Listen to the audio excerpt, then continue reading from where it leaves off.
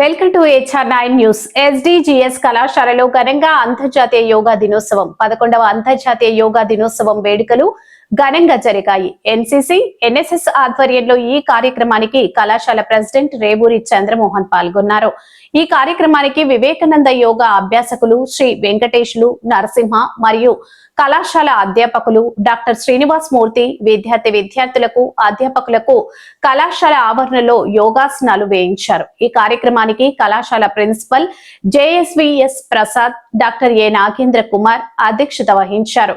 మరియు కళాశాల NCC officer MR Phanindra, NSSPO B Rajanna పాల్గొన్నారు. ఈ కార్యక్రమాన్ని ఉద్దేశించి వక్తలు మాట్లాడుతూ 11వ అంతర్జాతీయ యోగా దినోత్సవంలో భాగంగా సంపూర్ణ ఆరోగ్యానికి ఖర్చులేని మందు, మానసిక వికాస సిద్ధి, శరీరం మనసు మధ్య సమతుల్య సాధనకు సహాయపడేది యోగా ఒక్కటే అని నినాదం మారుమోగుతుంది. యోగా, వ్యాయామ విద్యల మధ్య పెద్ద తేడాలేమీ లేవు.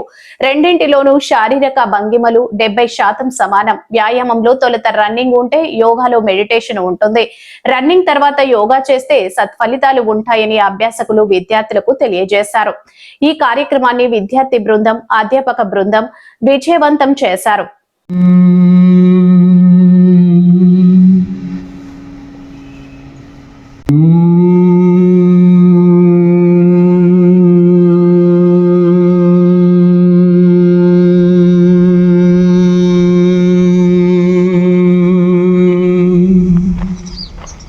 Last round, breathe in.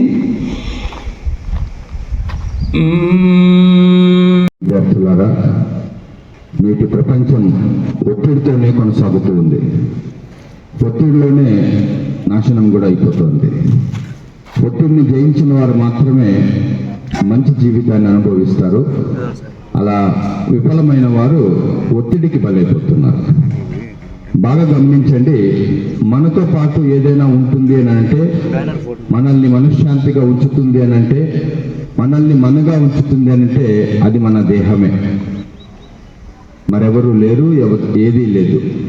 ఈ దేహాన్ని మనము విస్మరించి సంపాదన వైపు కానీ, అనవసరమైన జ్ఞానం వైపు కానీ వచ్చి నిలబడి చూసినా కూడా భిన్నమే పరిచయం అవుతుంది. ఇంత మంచి కార్యక్రమం ఒక స్టేడియంలో వెళ్ళి ఏది క్రికెట్ మ్యాచ్ ఆడుతా అంటే 11 మంది ఆడుతా అంటే లక్షల మంది చూస్తాం. ఉండాలి, మనసును శరీరంతో ఏకం చేయాలి.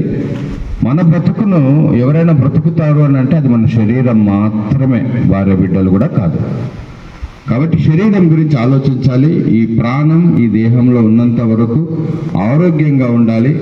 ఆలోచనలు శుద్ధి చేసుకోవాలంటే దేహాన్ని చక్కగా ఉంచుకోవడానికి స్వామి వివేకానంద గారు ఎన్నో రకాలుగా వారి యొక్క సంస్థ వారందరూ కూడా, ఆ తర్వాత వారు కూడా ఎన్నో రకాలుగా